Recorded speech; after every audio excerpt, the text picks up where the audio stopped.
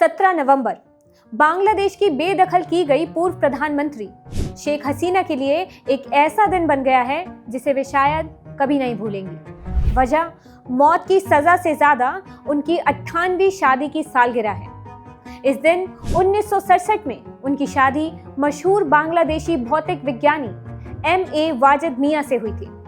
International crimes tribunal के फैसले ने सोशल मीडिया पर जबरदस्त बहस छेड़ दी है। कई यूजर्स का कहना है कि ये तारीख जानबूझकर चुनी गई ताकि हसीना को इस दिन दोषी ठहराकर मौत की सजा सुनाई जाए और उनके निजी जीवन को चोट पहुंचाई जा सके।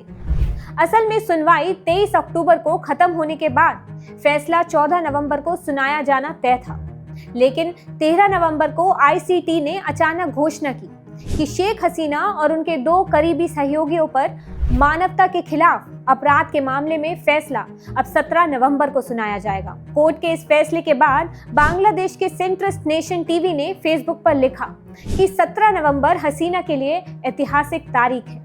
1967 में उनकी शादी की सालगिरह से लेकर 2025 में सुनाई गई मौत की सजा तक यह दिन उनकी जिंदगी में एक बड़ा मोड़ बन गया है। ढाका स्थित अखबार द हेडलाइंस ने सोशल मीडिया पर टिप्पणी की कि इस तारीख ने एक अहम न्यायिक फैसले से निजी पहलू जोड़ दिया है। ट्विटर पर उन्हें लिखा कि शेख हसीना पर मानवता के खिलाफ अपराध के ऐतिहासिक ट्रायल का फैसला 17 नवंबर को सुनाया गया, जिस दिन 1967 में उनकी शादी M.A. वाजिद मियां से हुई थी। इस फैसले में एक भावनात्मक परत और जुड़ गई है। ढाका क्रॉनिकल्स ने फेसबुक पर लिखा कि ढाका स्पेशल ट्रिब्यूनल पूर्व प्रधानमंत्री शेख हसीना पर मानवता के खिलाफ अपराध के आरोपों पर अपना फैसला उनकी शादी की सालगिरह के दिन सुना रहा है। वही बांग्लादेश के प्रमुख अखबार देश रूपांतोन ने अपनी वेबसाइट पर लिखा कि इस तारीख के चयन ने सोशल मीडिया पर काफी बहस छेड़ दी है। कुछ लोग इसे महज सहयोग मान रहे हैं, जबकि कुछ इसे सोची समझी साजिश बता रहे हैं। शेख मुजीबुर रहमान की दूसरी बेटी हसीना ने 17 नवंबर 1967 को वाजिद मियां से शादी की थी। वाजिद मियां बाद में बांग्लादेश एटॉमिक एनर्जी कमीशन के चेयरमैन बने और भौतिक और राजनीतिक पर कई किताबें लिखी, जिनमें अपने ससुर बंधु मुजीबुर रहमान पर लिखी किताब भी शामिल है। उनके 2 बच्चे हैं, बेटे सजीव वाजिद जॉय और बेटी साइमा वाजिद पुतल। वाजिद मियां के निधन मई 2009 में हो गया था।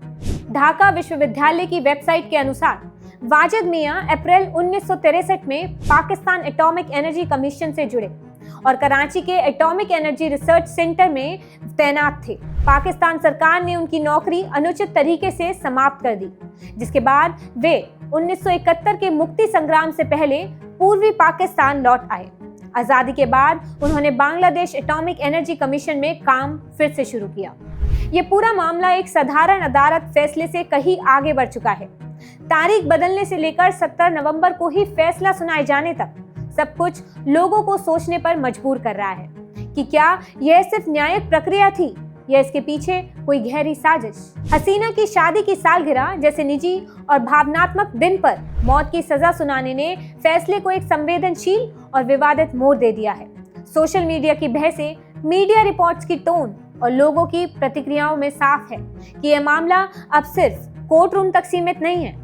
सवाल यह है कि क्या न्याय अपने समय और प्रक्रिया के हिसाब से चला या फिर तारीख भी राजनीति का हिस्सा बन गई। एक बात तय है, 17 नवंबर 2025 अब बांग्लादेश की राजनीति, न्याय व्यवस्था और शेख हसीना के जीवन तीनों में एक ऐसा निशान छोड़ गया है जिसे मिटाना आसान नहीं होगा।